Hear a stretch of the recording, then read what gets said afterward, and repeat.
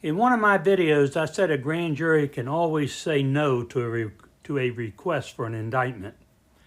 Days later, for the first time in the memory of the legal community, grand juries started saying no.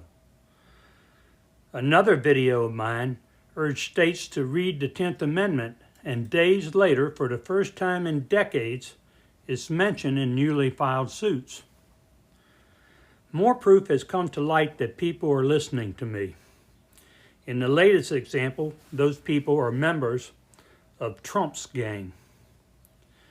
Immediately after the murders of Renee Good and Alex Pretty, Trump's henchmen quickly and loudly accused them of being domestic terrorists.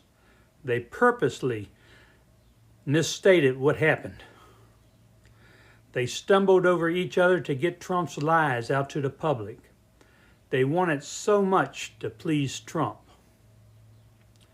But then, I posted another video citing state and federal statutes that make it a felony to gaslight people. So now Kristi Noem says Trump and Stephen Miller told her to lie, and Stephen Miller says Bovino misinformed him, and Bovino says Vance gave the order to lie, and Vance says it's what Trump wanted, and so on and so on.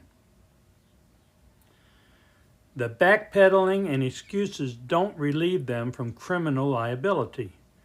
It only provides more evidence of their guilt.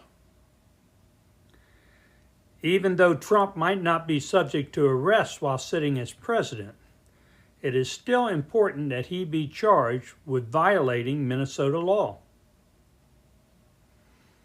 With state charges where Trump is powerless to stop prosecution, the rats leaving Trump's sinking ship will surely offer to testify against him for lenient treatment.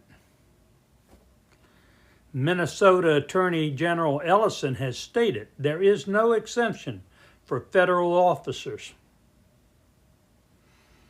He said nobody gets to commit a crime in Minnesota and be unaccountable for it. If you are in Minnesota and if you are going out in the cold to protest, do it at the prosecutor's office because they can produce results. But what about federal charges? 18 U.S. Code 1512(2)(c) makes it illegal to corruptly influence any official proceeding or attempt to do so. Section 1512(f) says the official proceeding need not be pending. In other words, it's against the law to use lies to try and stop a grand jury investigation from even starting. Numerous DOJ attorneys who believe they answer to Pam Bondi, who answers to Trump, have resigned in protest because they were instructed to reinforce the lies about Good and Pretty.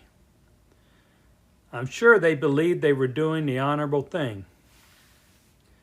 However, what they really did is disobey their sworn oath. Grand jurors were seated just down the hall. All those disaffected federal prosecutors had to do was show those grand jurors the corrupt instructions they received from Bondi and identify the participants in the conspiracy to illegally influence a grand jury. Indictments would have been issued against all who passed on the lies, including Trump. I'm sure the thought that they could have their boss arrested never occurred to them. But they forgot their boss isn't Bondi and it isn't Trump. They work for the United States of America.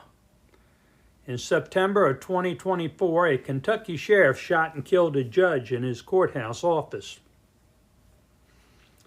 His deputies heard the shots and quickly ran into the judge's chambers where they arrested the sheriff. The sheriff didn't tell the deputies they couldn't arrest him because he was their boss. The sheriff didn't fire the deputies for arresting him. But what if he had pulled the rank to avoid arrest?